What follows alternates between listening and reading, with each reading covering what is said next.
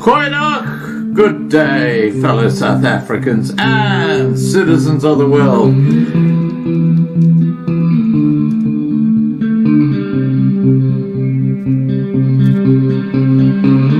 I've been looking around for salvation.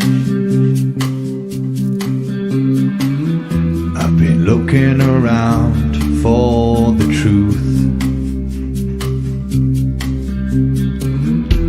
All around me I see frustration,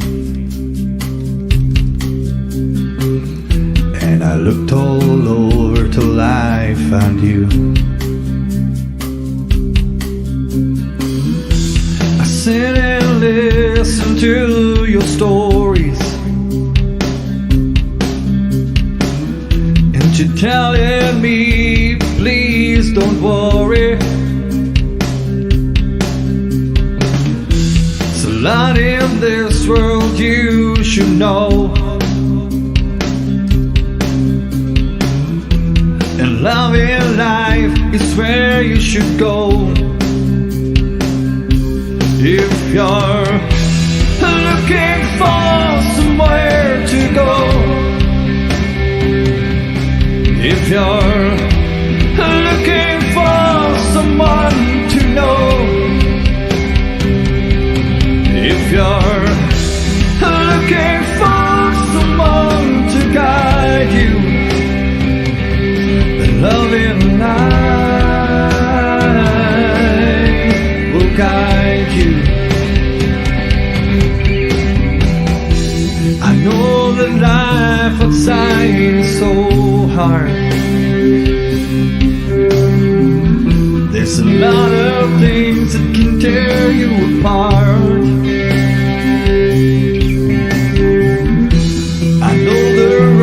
Sometimes feel lonely,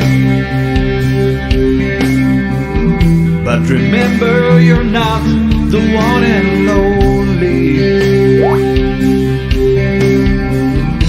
There's always someone there to help you,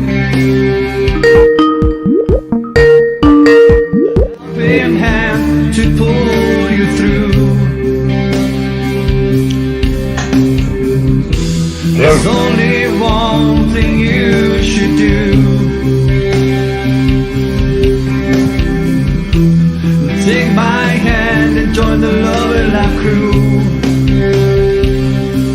If you're looking for somewhere to go, if you're looking for someone to know, if you're looking for someone to guide you, then a loving life guide you. Oh well.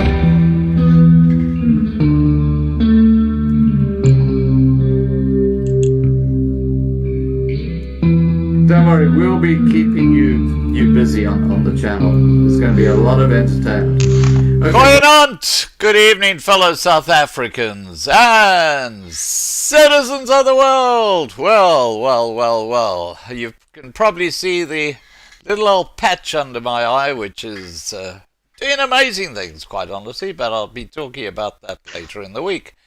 And that, of course, is a LifeWave X39 patch. But getting back onto tonight's topic, I'm talking to Johan, and we're going to be talking about crypto Kruger, or a cryptocurrency. And before I bring Johan on, I do have to tell you that the load shedding in South Africa is quite extraordinary, and it's just representative of how South Africa is being effed around by this corrupt ANC government.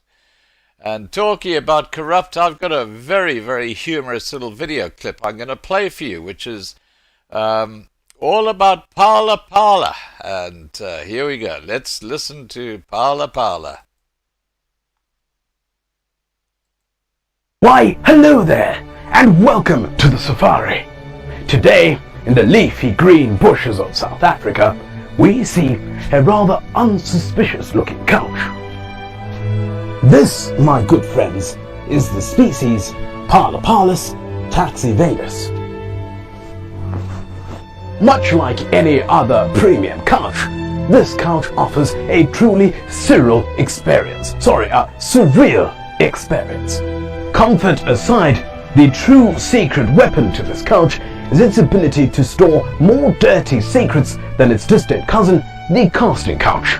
580,000 US dirty secrets to be exact. However, to date, not much is known about the Palapalus taxivadus. Up until very recently, it was a complete mystery to you, myself, and the South African Revenue Service. In conclusion, we only know of one of these couches, but should you at home suspect that you have one in your lounge, there's a simple test that can be done. Simply take a 10 Rand note, slip it into the couch, and if SARS doesn't contact you in 5 to 6 working days for that 10 Rand, you, my friend, may have your very own Palapalus tax evaders. I really do enjoy that.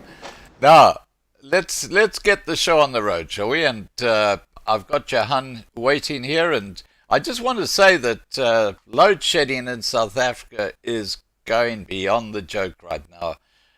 Marlena, who, as you know, is my PA, she has had load shedding for 5.5 hours already this afternoon, going on to this evening. And it's just absolutely crazy. Now, without any further ado, I'm going to get Johan on. Here we go. Let's get Johan on. Hi, Johan. Hi. Could we start with that first video on the TEM? That will give a good introduction as to the reason for the crypto Kruger as well. Which video is that, Johan? The video on the TEM. Ah, okay.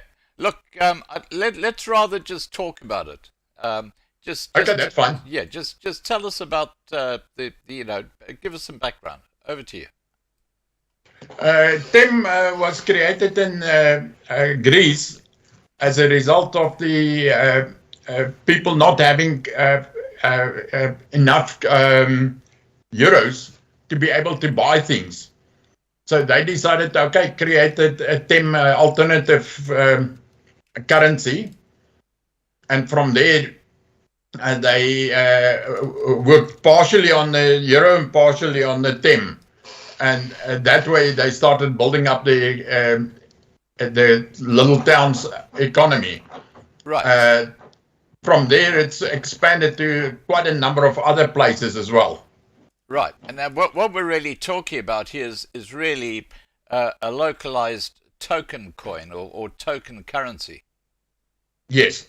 Right. Okay. Well, look, historically, South Africa has a very rich history in what we would call token coins. And, for example, in 1874, the first indigenous coin in South Africa was a token coin, which was released by a company called Strochen and Company in the Transkei region. And those token coins, which were basically backed by the stuff in the store, ran as the currency for a huge area, the size of the United Kingdom, around that sort of southern part of KwaZulu-Natal, until the late 1920s, when obviously the South African currency came out. So yeah, token coins have played a huge part in funding people's lifestyles in the past. So talking about the TEM, which is a more recent version, which is the one in Ireland, sorry, not Ireland, in Greece, that we've been talking about here. Let's get into what you're proposing people in South Africa should look at. For South Africa, what we created is the cryptocurrency, and the whole focus is to be a currency that I can use to instead of normal rand. Especially with the rand the way it's going. Plus the during this week they launched past week they launched the international IMF coin as well. The Unicoin. Unicorn, yeah, and that's also focused to get everybody under one world government umbrella. Absolutely. Yeah, Johan, look, this Unicoin that they want to bring out is just absolutely crazy. I mean, it's a disaster waiting to happen. Let's face it. Yeah, unfortunately, we already started as well as a number of other countries started with their central bank coins. Yeah. So Well, look, the next focus is that banks will not have accounts, but everybody's accounts will be with the central banks. yeah. Well, it just a bit of background for people who are listening who don't know about this. About a year ago, here on Loving Life TV, we started talking about the new digital currency that's basically a central bank alternative to cryptocurrencies like Bitcoin and Ethereum and stuff like that. And what the central banks around the world are talking about is bringing out local central bank digital currencies which will replace the cash and, as Johan's just said, your bank account. And that's all tied up with what they call the digital wallet. And the digital wallet is a very, very scary little thing. It's rather like the mark of the beast. And on there will be everything related to yourself. In other words, it'll have your passport on there. It'll have all your health information. It'll have your central bank digital currency. It'll be a hugely invasive tool used by governments to basically monitor you and make sure that you behave with regards to what they want. Now, okay, let's just talk briefly about central bank digital currencies, Johan, before we get on to the crypto Kruger that you are proposing. Yes. One of the things that concerns me about the central bank digital currencies like PayShap, which is coming out in South Africa, and FedNow, which is the US crypto that they're bringing out. Interesting, it's happening all over the world, but there's absolutely nothing backing this crypto that is being brought up by central banks. It's rather like fiat money. Do you have any comments to make about that issue when it comes to inflation and just being able to produce as much of the stuff as you want? Well, obviously they're going to go ahead like they did ever since that everybody has gone after gold standard. They just started printing. So from there, that's also an excellent way that they use to take the money away from poor by printing a lot more money, and your value, your money becomes worth less and less and less with time. The other aspect is because they can control every cent that you spend. And in that sense, because they know from every transaction what you're doing. They complain that like in normal money, like the rand and things, they don't know how it's used and what it's spent on or anything. But with the central bank currencies, yes, they can do that. And they can actually also decide what you can buy and what you cannot buy. Right. So that's very invasive. Yeah, absolutely. Now, you're basically bringing out, or you're proposing to bring out an alternative type of crypto, which is your crypto Kruger. Do you want to tell people what it is, what's backing it, and how you propose to do this? Crypto Kruger is essentially two coins. One is a gold linked to the gold, and the other one is linked to silver. Right. And the silver one is more like the smaller money, whereas your gold is obviously it's based on per ounce price. But anybody can buy. You can buy a fraction, like any with Bitcoin as well. You can buy a fraction of a coin. You don't have to buy a whole coin. Right. So it's very flexible when it comes to how much you can actually use at any time. Right. But our focus on that is as well is to enable partly our own people to trade amongst ourselves and to start taking back our own economy, which was completely given away, and we don't have any control on development or anything. Right. I can hear your dog. Yes, he's in the back there. He's having a bit of a growl there, but that's okay. Yes. He probably doesn't like my voice. Now look, the idea of having a cryptocurrency in South Africa has already been started by. Have you heard of Michael Tellinger? Yes.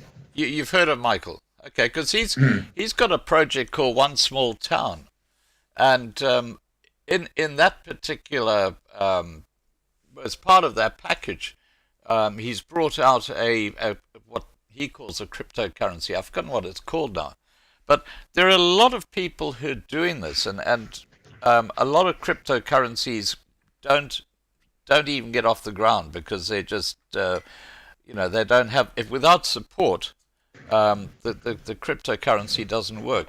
What makes the crypto Kruger different? Is it because it's backed by precious metals, or is it backed by something else? What is crypto Kruger backed by?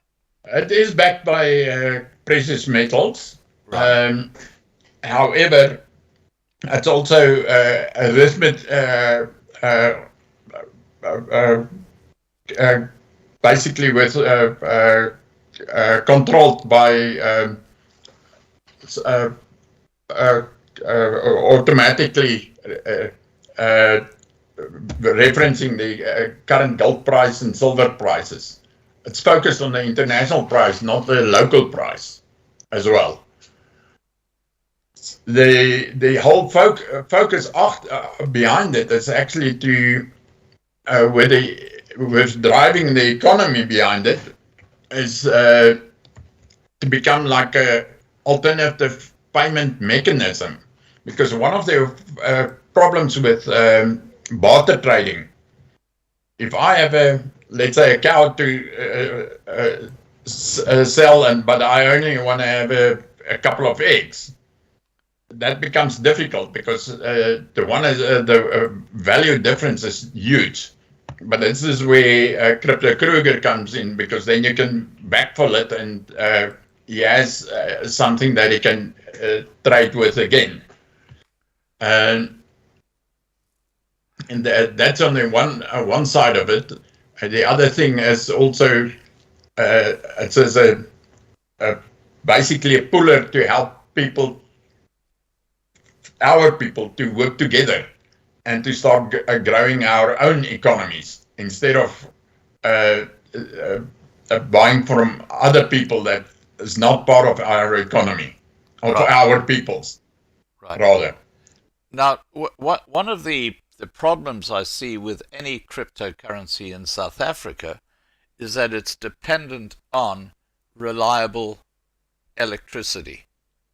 And as I was just saying at the start of this live stream, my PA, Marlena, who I see is now online, so she must have got her electricity back, she had something like 5.5 hours or 6 hours without electricity up until 8 p.m. tonight.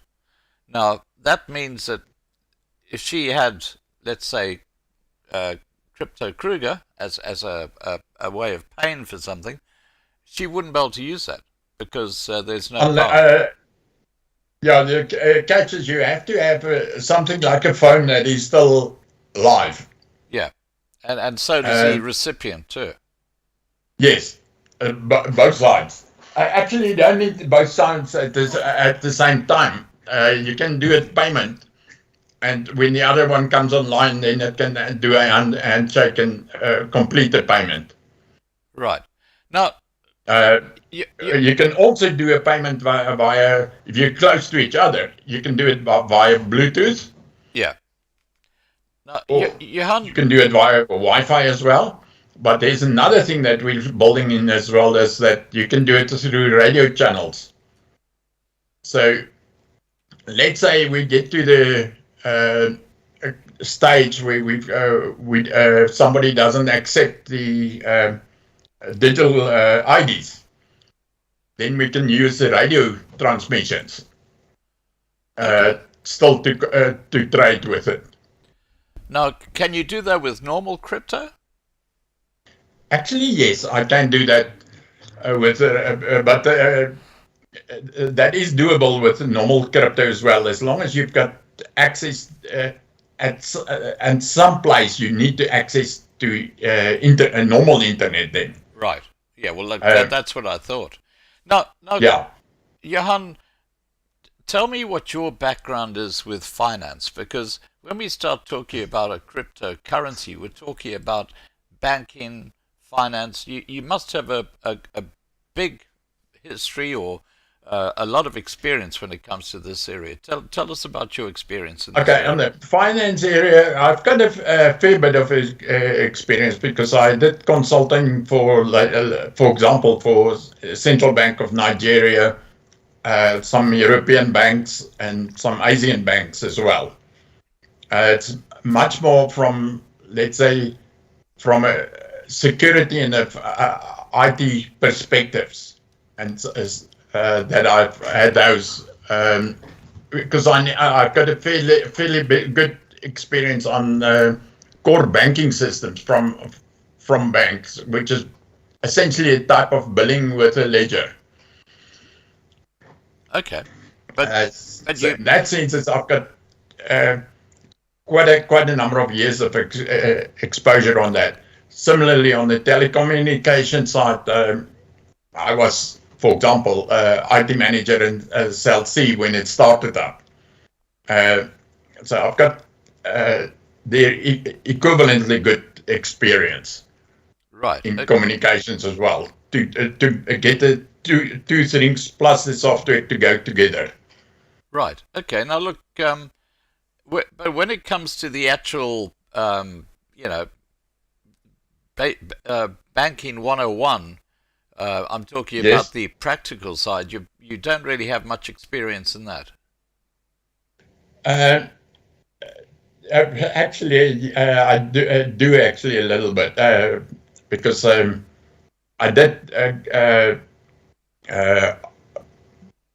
let's say, operate a small banking environment at one stage, and also the same thing. I helped Teba Bank to operate the Mozambican side a little bit. Which bank was that? Teba. Teba in Mozambique. Is that also like using a digital type of currency? No, that was a normal currency, that one. Okay. And digital currency, yes, I was involved in way back in 97 and 97 with the first efforts in terms of creating blockchain and things like that. Then I was involved in the stabilization of the changing of Bitcoin to mining capability. Right. And I also helped Vitalik to stabilize Ethereum, and that's all the way back. Currently, I'm heavily involved in substrate crypto. All right. Okay. So you personally have quite a bit of history with cryptos. Yes. And the use of cryptos. Okay.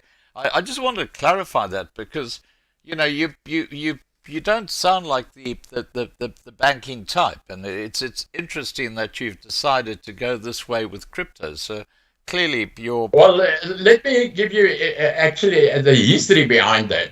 yeah. Please do. Back in 96, 7, 8 and things, I was working internationally as a number of other people did. And we all had a huge problem because, for example, at that stage, I was banking in Guernsey, or Jersey rather. And I was, for example, one time I was living in Malaysia. I get paid in Malaysia. It takes about 3 months to get my salary in the bank on the other side. Every second month, that was the case.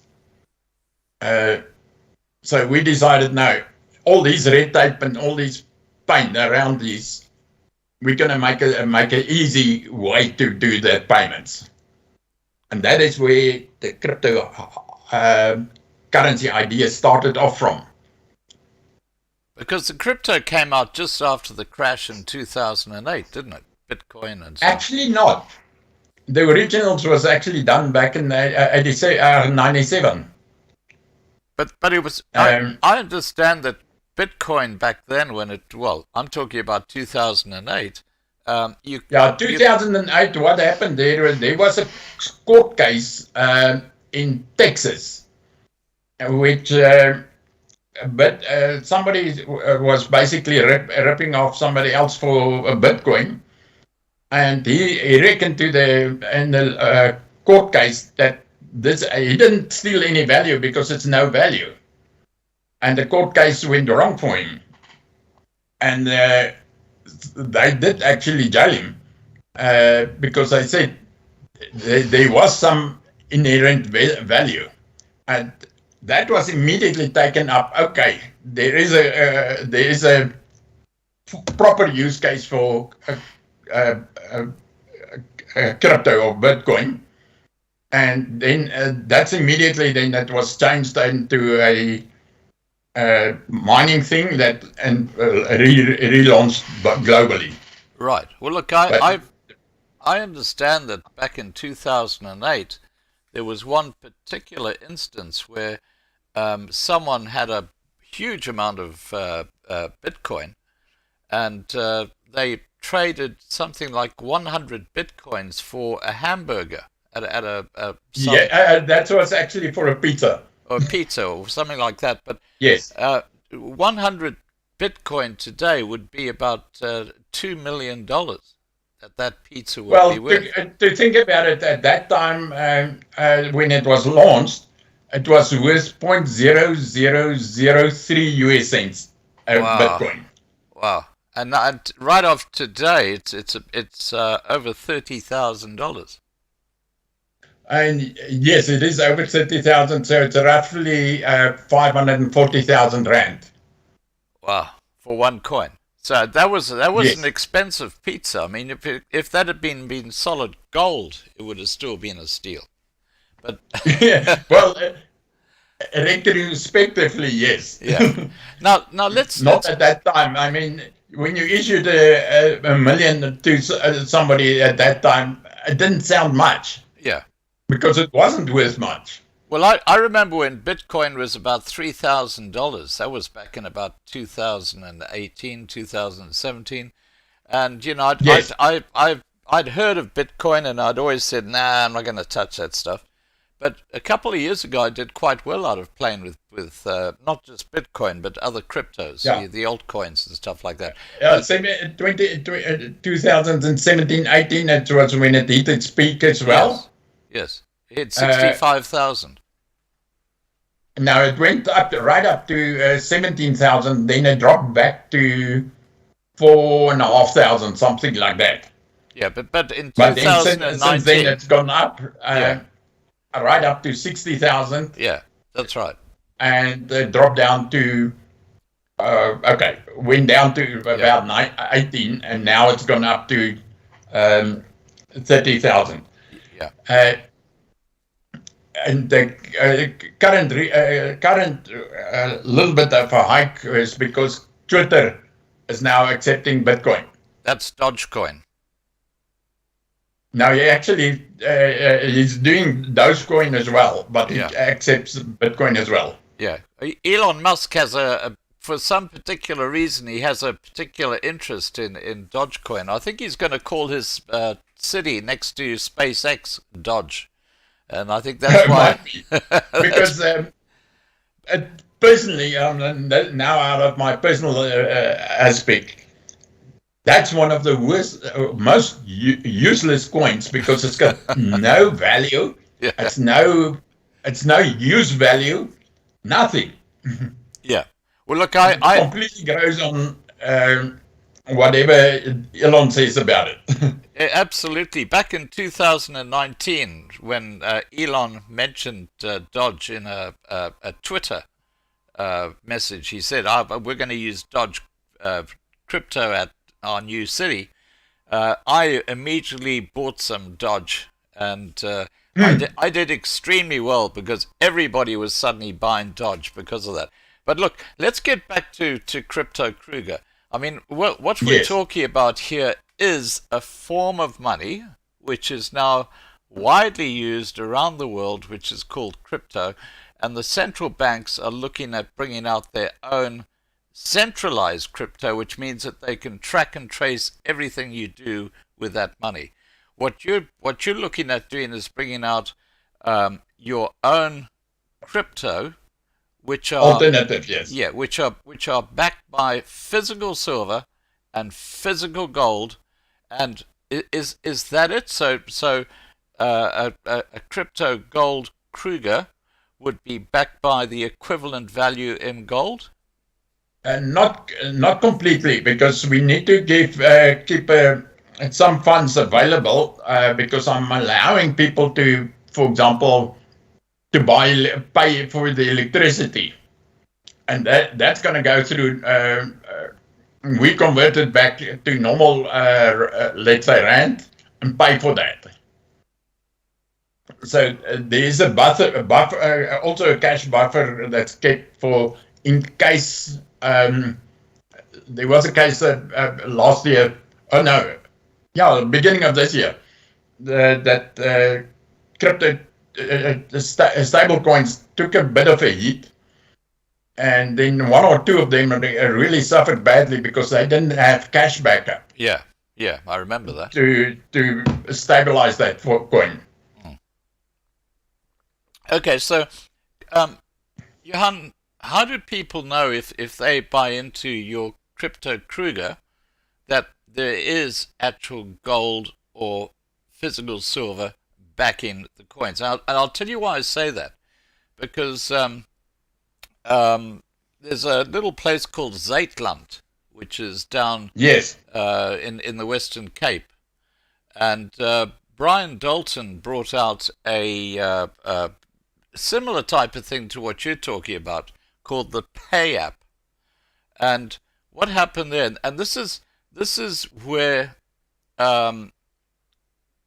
things can come unstuck. What happened there was they had a dispute over some payments on the Pay app, which was supposed to be backed by physical gold. Okay, so if you actually bought into the Pay app, your money was supposed to be backed by physical gold, but as a result of issues that Brian Dalton had with Carlo Faglione and what's the other guy's name? I've forgotten what. There was another director in Zeitland. As a result of that, Brian Dalton basically shut down PayUp, and a lot of people have their money locked up in that crypto, which they can't now access. How can people be sure that something like that doesn't happen with Crypto Kruger? Okay, a couple of aspects. Number one, I'm also quite aware that, and I've basically been questioned about that locally, that they might consider confiscating one's gold or silver in that backing. And so, yes, it's it's I don't want to say completely offshore, but it's not in it's in a safe place, not in country, that we keeping those backings. Also, the other thing is, and the cash backing is locally to be able to manage the local cash float, if I can call that, because that's quite a large percentage of the total value that's being kept in that sense. So it's partially gold, gold, silver, according to the purchases, and then also partially cash. Now, which that's kept. The focus here is not to. I'm trying to teach people not to use it as a, let's say, purely as a savings mechanism, but with the wallet that we're bringing in this, they will be able to pay points and things like that as well with that wallet. So my focus is to try and get people to use it as a day-to-day currency. Okay, now will you be able to use Kruger crypto in the same way that you can use other cryptos? Like, can you exchange, for example, a crypto Kruger for Bitcoin or for Ethereum? Can you actually do those transactions? So you can change it from... there is a exchange there that you can change it with, or you can, for example, also simply buy a plane ticket or a bus ticket or a electricity, anything that you can do normally with rand, you can do that with that as well. In that sense, instead of a card, you just tap your phone for payments at the pay point. So yes, you can do both sides. Right. Now, Johan, obviously the backing of this cryptocurrency is critical to its success. So where is the physical gold? And I think the bigger critical thing of behind it is actually the use of it rather than the just the backing, because if nobody's using it, then and they just use it as a safe mechanism, it becomes just a storage mechanism of value. I can say one of the places where I can say that the backing funds is held is actually in Namibia. Right. Okay. So. Yes. What you're saying is that the physical gold and physical silver backing crypto Kruger is going to be stored in Namibia. I take it at Windhoek. It's part of it is stored in Namibia. Okay. Now, the thing is, if you store it all in one place, you're also taking a huge risk. Yeah. Now, just on that particular point, how did you get all the money to back this crypto? Because there must be a lot of gold and a lot of silver. Actually, as it's being bought, you can buy additional gold and silver. Thinking about that, I'm just looking with where did I got some coins, because I've got a few here. No, not so easy to find. I thought it's in that drawer. I've got a few silver and a gold one here. But what we typically do is as we purchase, we let it be minted in 1 ounce coins, and then we take it into storage.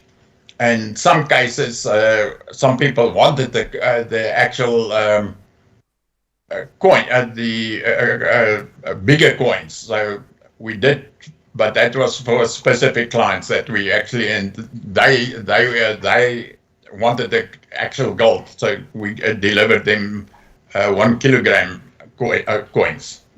Now, hang on. Are we talking about a kilo of gold or a kilo of silver? Kilo of gold. So, how many clients do you have? Well, how many people are using crypto Kruger now?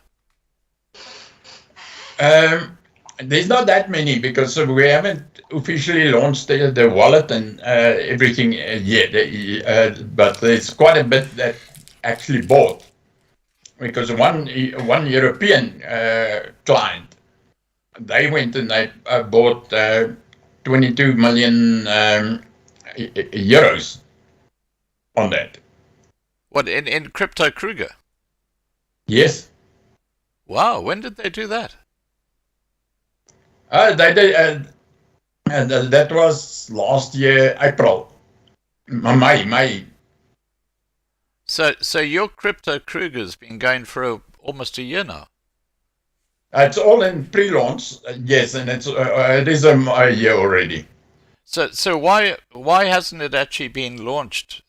Seeing that it's been going for a year. Because we did our complete software on this side, and we basically the last bit that's being tested now. So we should be launching soon. Right. Okay. Now Ken has asked. There's already the next project behind it that's already kicked off. Where we're going to have a online market where people can use it, buy and sell anything. To make it easy for people to do that with. Is this like bid or buy in South Africa? Something similar, yes. Okay. Now I wouldn't say bid or buy, but in that line. So it's more like a cross between that and take a lot. Right. Okay. Now Ken has said, is that physical bullion or paper like futures, options, etc.? We're talking about the gold and silver. We went more for the way we go for bullion. We go for the physical bullion. Okay. So why? It's actually easy to go for futures, but then you need to pin down the futures at a certain price. Yeah. Well, the thing I don't like about paper is that there's so much paper floating around and so little physical. So it's a real, it's a very sus area to get involved in when you're doing paper. You tell me. I found that one out completely, right. Especially in this country. Yeah. Now, okay, so Johan, we're talking about a concept that's been tried by quite a few people at a local level, like you are now, or you're talking about here. What actually was what actually got you interested in bringing out Crypto Kruger? Okay, there's several factors around it, because I was equally I was starting to do a Mzansi to make it as a rand equivalent and as a high value equivalent, more for the unbanked people. And then I was asked by a person to, or rather organization, that they want to get involved with Crypto Kruger. It's a, I'm trying to remember the current name, but in any case, they focus on more on the political side, to get us all to work together and each community to work on their own, and then work as a group of communities together.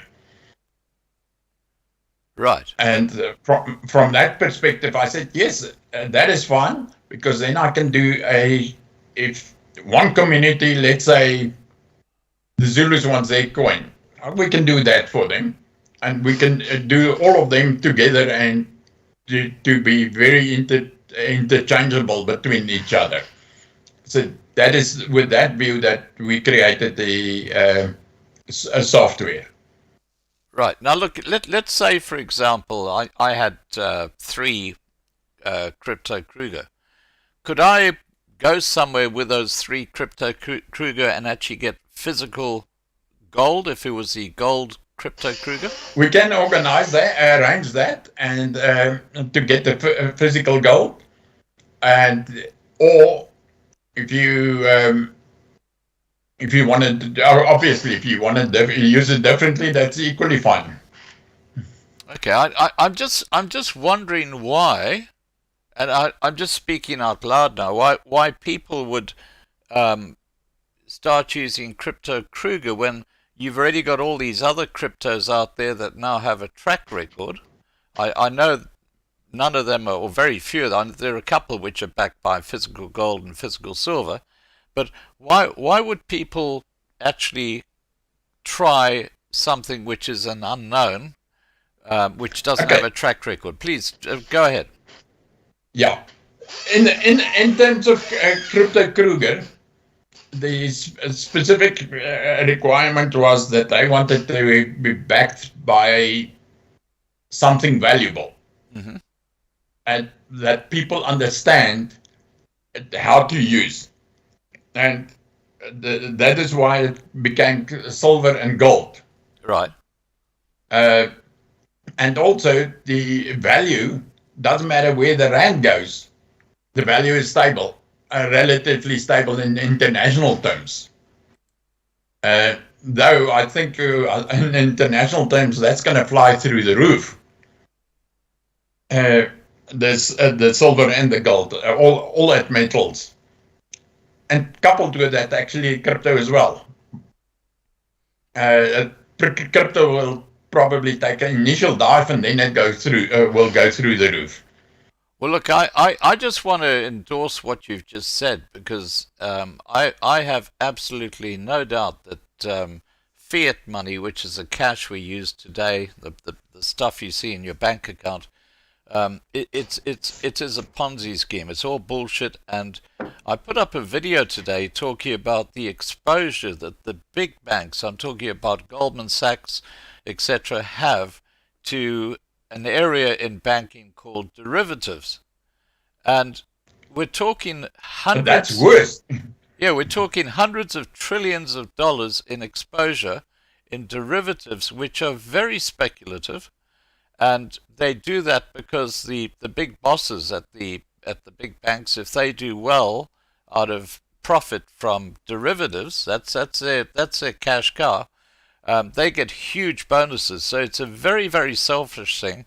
But derivatives put the entire bank at risk, because derivatives are backed by some form of asset. You saw what happened with the credit default swaps in 2007, 2008, where yes, the mortgages, or the people weren't paying their mortgages. Lehman Brothers went down. Exactly. Now, fiat money is basically heading down the same track as what happened in 2008. But if you consider it in reality, the way the bank works, they just leverage your money multiple times. Mm-hmm. And that in itself is a Ponzi scheme. Well, it's called fractional 100%. reserve banking. Yes. Now, look, okay, so getting back to, we're kind of all over the place, but getting back to crypto Kruger, I still, who else is involved in your crypto Kruger? Have you got like a board? Okay. The organization, there's a whole team of people that's involved in it.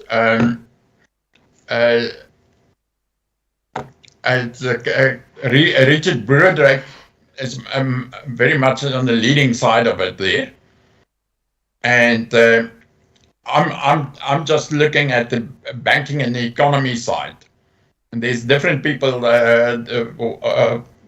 people that's looking at, let's say, for example, health, the political, how to change the political environments to be better in South Africa.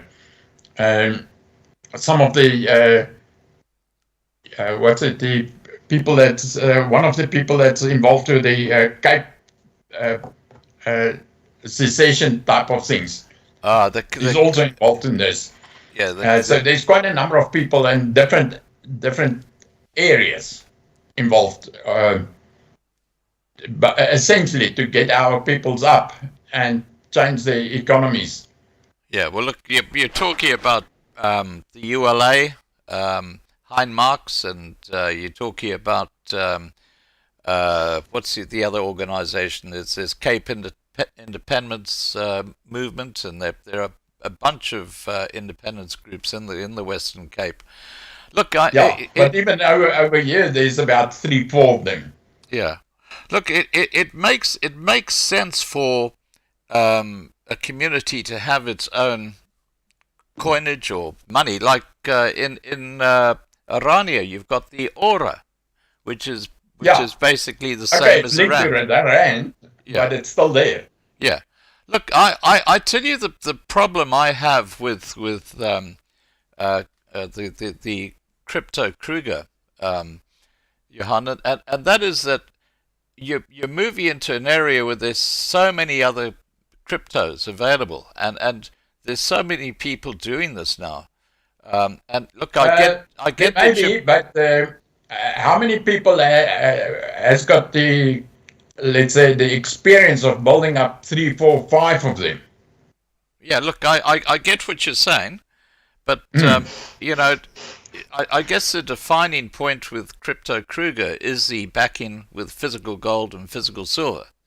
And I think that's a very smart move for anyone who's involved in that area, is to back it by something that's tangible. Because there's so much stuff out there that people put a value to that has got no value at all. In fact, Bitcoin. Well, Dogecoin is a classic example. Yeah. Bitcoin is basically just a piece of code. That's all it is. There's a difference in Bitcoin. There's a limited quantity.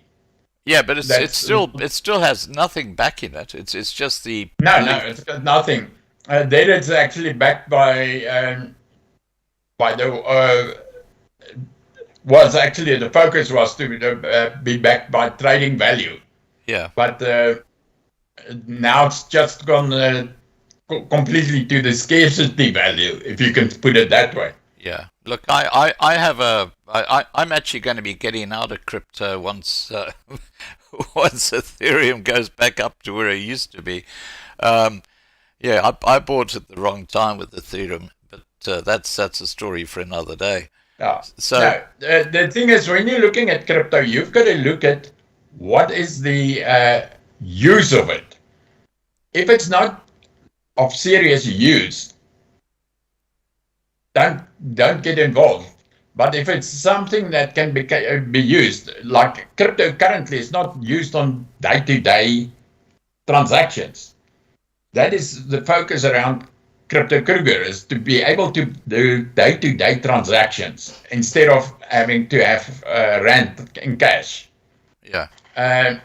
There's other types of values. I'm not a big fan of XRP, but because of who they support. But let's take XRP as an example. They focus on bank-to-bank international transfers. That is their primary focus. So they've got a very good utility use. As opposed, Ethereum has got a variety of utility use.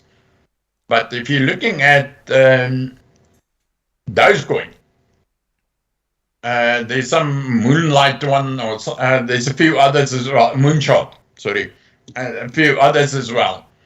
They actually have absolutely zero value in terms of that somebody will want to use it or will want to buy it just to use it somewhere. The other ones is, if you look at NFTs, this is also a form of crypto, but non-fungible tokens. Yes. And if you're looking specifically at the little pictures that they sell for a fortune, that is beyond my understanding, to be truthful. Yeah.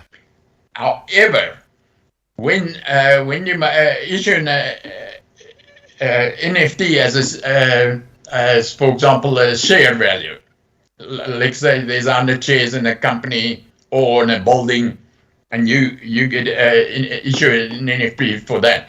Absolutely a good way of using NFTs. Now, sorry, Johan, I'm just going to interrupt here because people listening probably don't understand what non-fungible tokens are. But a non-fungible token, for example, might be related to or replace the title deed you've got on your property. So you can actually produce a non-fungible token through a legal body. In fact, I had a chat to Michelle Dutoy a few weeks ago from My Data, where we were talking about this. What this means is, let's say, for example, you've got an apartment block, and there are 10 apartments on that, or there are 10 apartments in that building. You could bring out a non-fungible token, and you could create 10 shares, which each one represents one of the apartments. That's very similar to the old block share things. Yeah, so you can actually break it up rather like you can with crypto. So you can, and then someone who's got that non-fungible token on, let's say, one apartment, they could actually then basically sell pieces of that to other people who would then have a share in that apartment as well. So it's very, very flexible. Yeah. Okay. So now look. And just for interest sake, Florida and US is using it actually for title deeds. Right. Okay. Well, that's interesting because we are moving that way.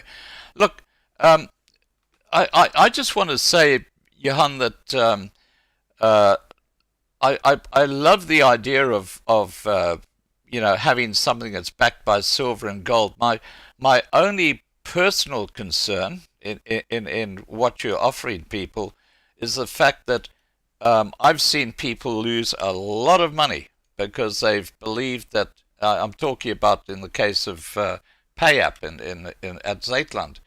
I know people there put millions of rands or maybe hundreds of thousands of rands into this, and now they've been locked out of getting their own money back, and that's a problem. On that, you can actually there's a good case to take to court to get that sorted out. Well, people are. I believe people are. And we're actually trying to get Brian Dalton on a live stream so we can talk to him about that, but he hasn't been responding to our emails, so we I can't. guess he wouldn't want to.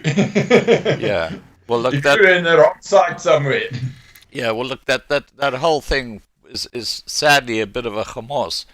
But yeah, it's very similar to the MTI mess. Oh yeah, absolutely. And some other that trading things, which promise you a huge amount of money very quickly. Okay, so currently there's a number of people pushing that again. Yeah. Now, Johan, just on that, just talking about MTI. Why should people trust Crypto Kruger when there's so many of these dodgy schemes around? There's a difference, a huge difference. In MTI, you put your money in there, you did not have any control on your crypto. Because they own the crypto. In Crypto Kruger, you're going to own the crypto. You can even save it onto your own device. Doesn't matter what. And so there's a huge difference because in MTI, they grabbed all the crypto out and they left country with it. Right. Okay. They were caught though. I believe they're still in Brazil, but on the way here. Yeah. Now, look, one huge advantage of crypto as well is when somebody's stealing things, there's a huge traceability, and you can find out who they are, and that happened quite a few times with major exchanges as well when they having a huge loss because of fraud. It takes 3 to 4 or 6 weeks, then they'd start clawing the money back, or the cryptos back. Right. Well, that's through the blockchain. Yes. Now, look, Johan, I'm going to wrap up this live stream shortly, but I just need to tell you that from my own personal perspective, and I'm being brutally blunt, from my That's fine. From my own personal perspective, I wouldn't put any money into crypto Kruger because I would have concerns about whether my money was safe, and I think this is going to be your biggest challenge. How are you going to overcome that challenge? I believe my biggest challenge is actually getting people to use it on a day-to-day basis. Right. Okay. I'm not fussed about. Yes, we do that. We do that backing, but that is not. If they don't use it day to day, I believe I failed. Because tomorrow and the day after, we're going to have something alternative in place to the central bank currency. Yeah, the central bank that people digital can currency. use on a day-to-day basis. Yeah. Now, look, I get that, but look, I go back to basics.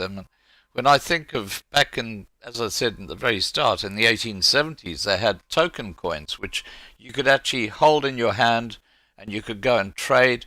Means you didn't have to worry about electricity and stuff like that.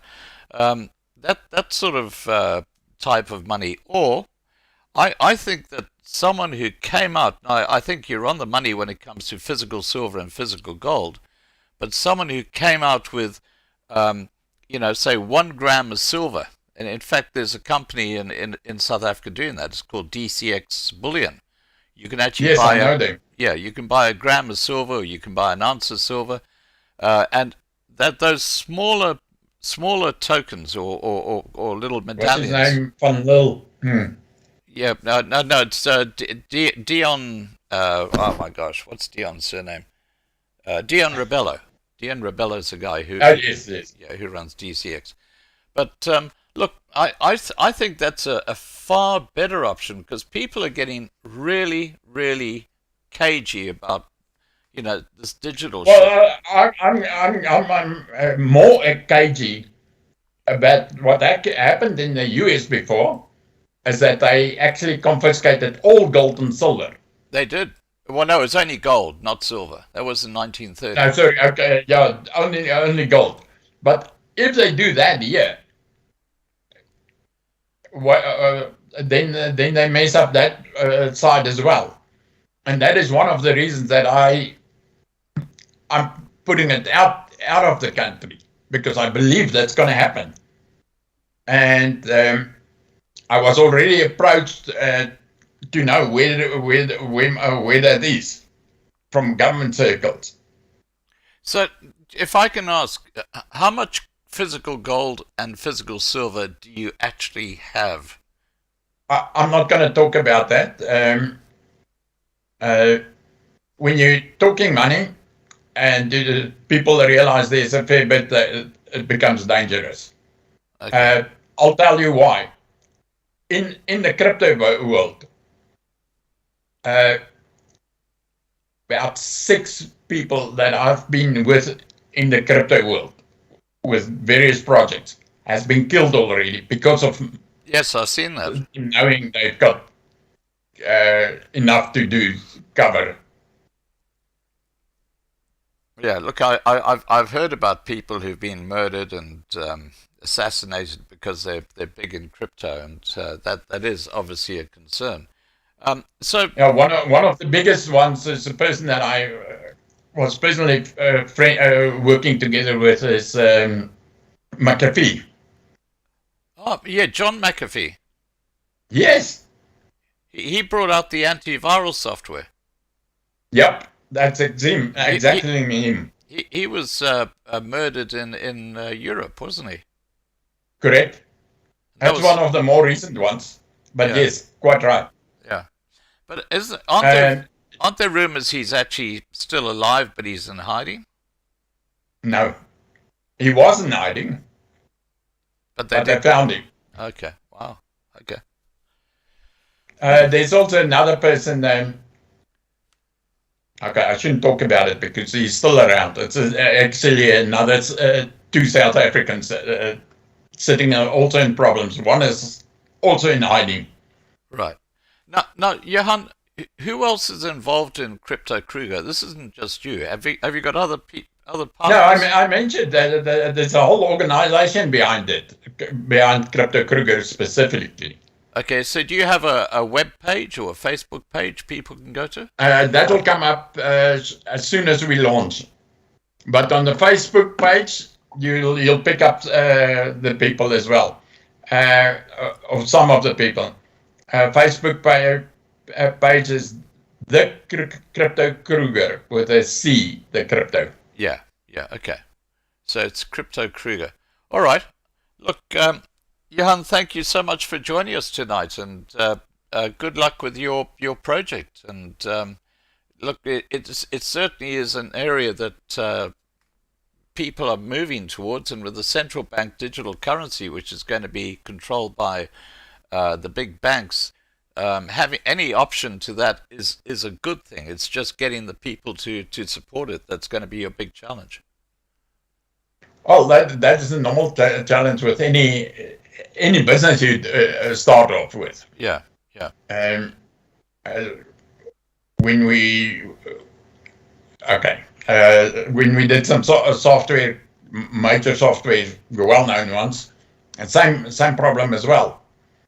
You start off with, and there's not much, and then you've got to grow it. Yeah, no, exactly.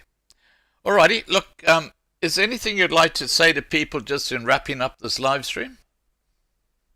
What I would say to people is just watch out for the central bank currencies, and the next thing that I really have to look out for is the digital ID. Yeah. Do expect another pandemic to usher that in. And what we're doing as well is we are going for alternative communication media, because the moment that digital ID is in and the person doesn't take it up, then you're not going to have normal internet.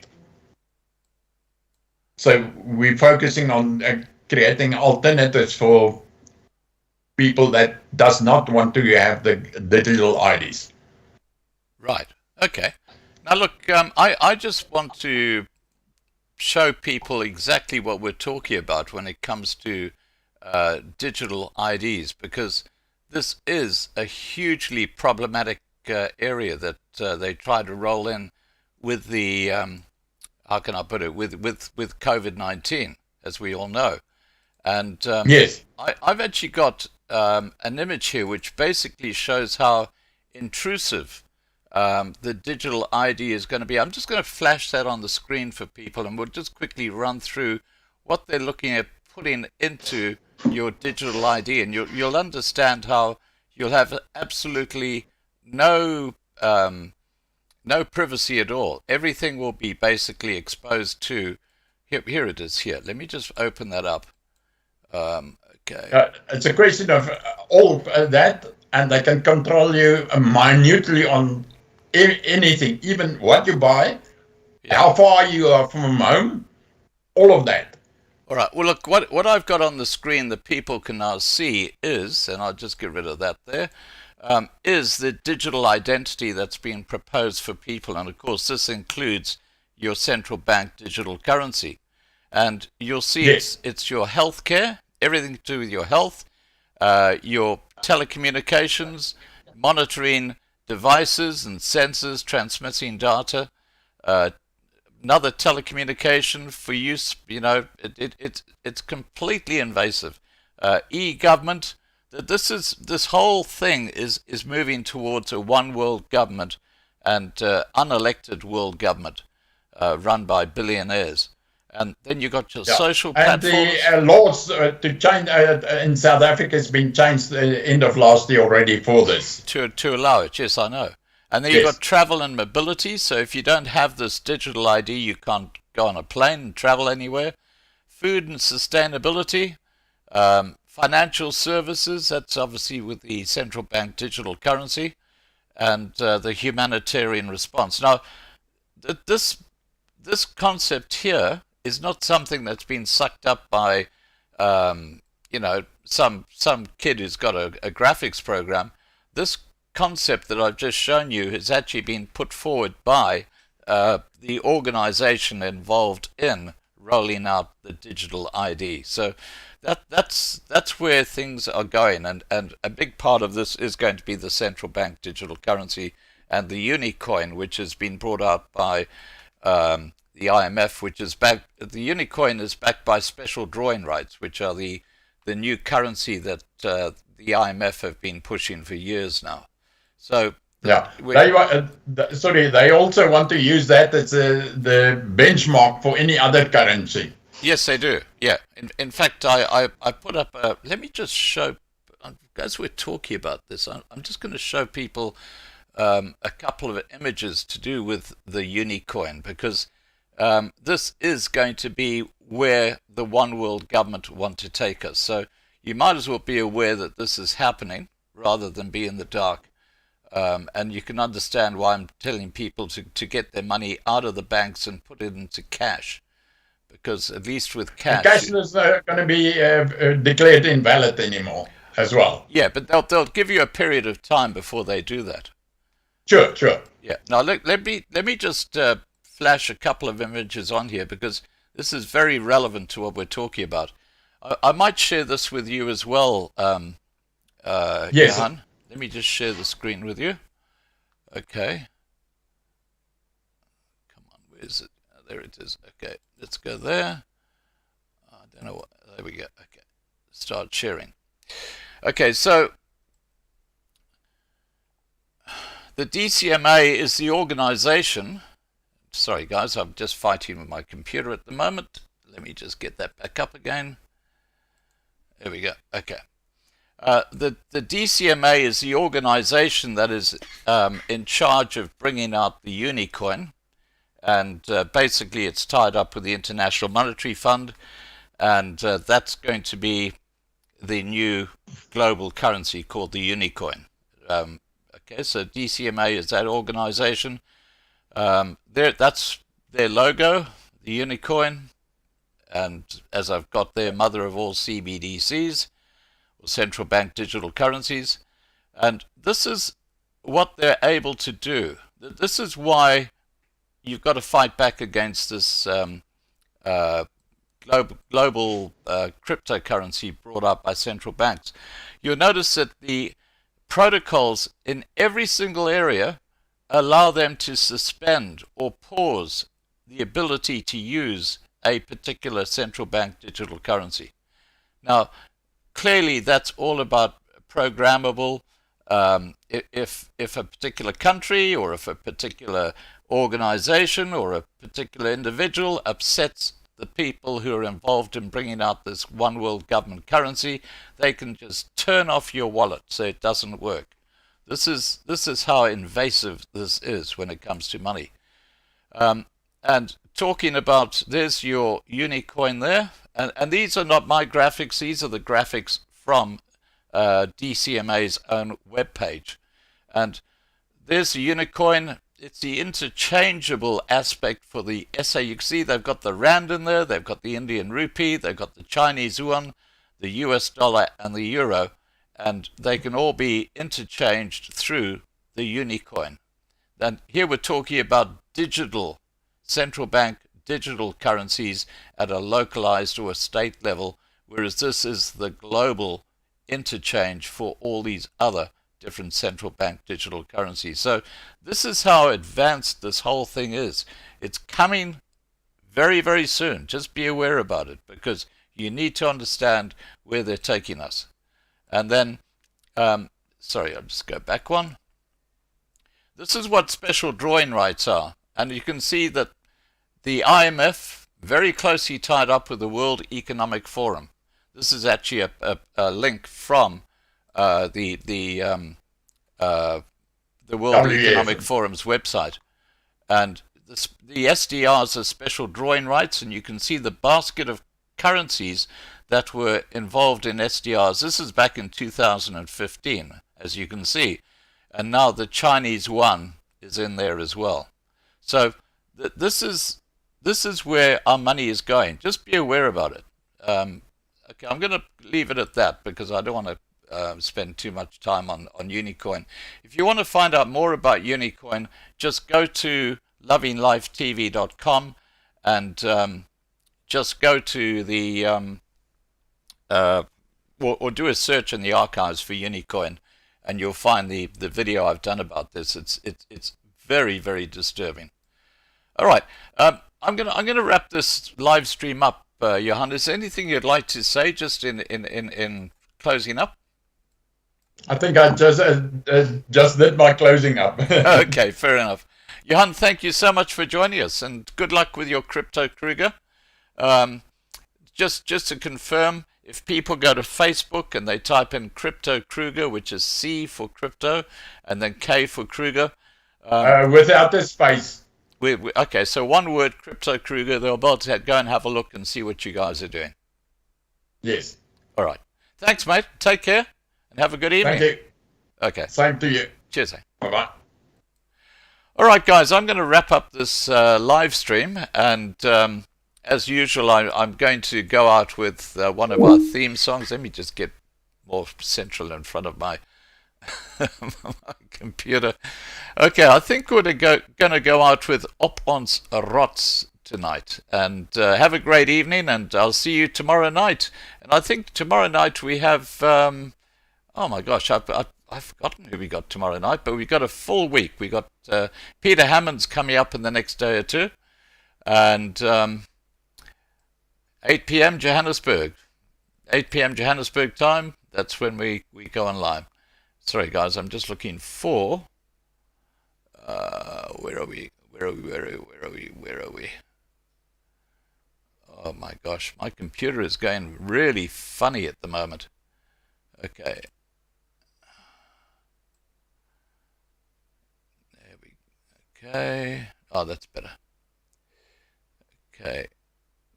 Times Square, where are you? There we go. All right. Here comes Op ons Rots. Have a great evening, everybody, and see you tomorrow night, 8 p.m. Johannesburg time. Bye for now.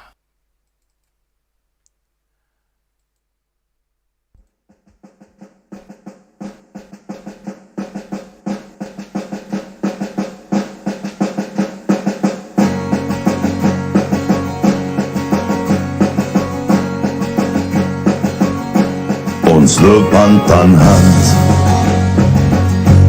op goue warm sand, so baie wat ek wil hê,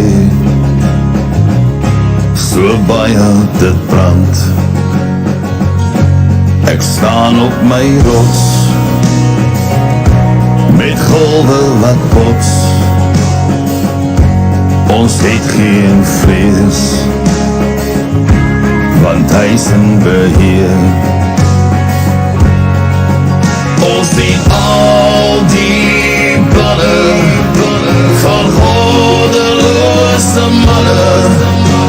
Ons weet hulle gaan nie wen nie, dis geskryf soos 'n duif. Ons sal wen, aanhou, want hy is in beheer. Die winde waai sterk,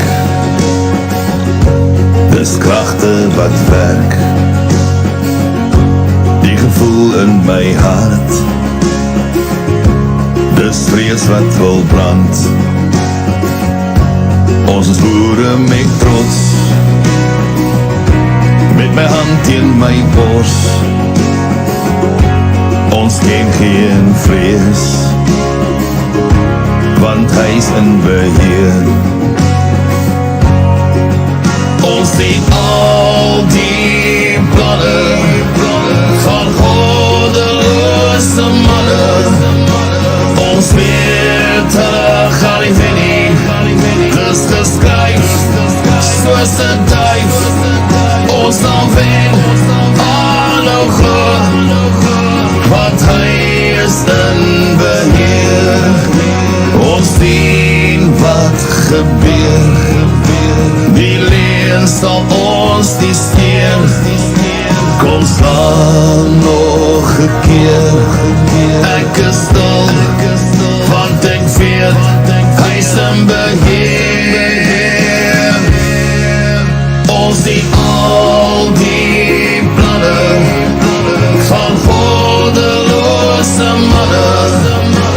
Ons weet, gaan nie wen nie, dis geskryf, soos 'n duif, ons sal wen, aanhou glo, want hy is in beheer. Ons sien al die planne van goddelose manne. Ons weet, gaan nie wen nie, dis geskryf, soos 'n duif, ons sal wen, aanhou glo, want hy is in beheer.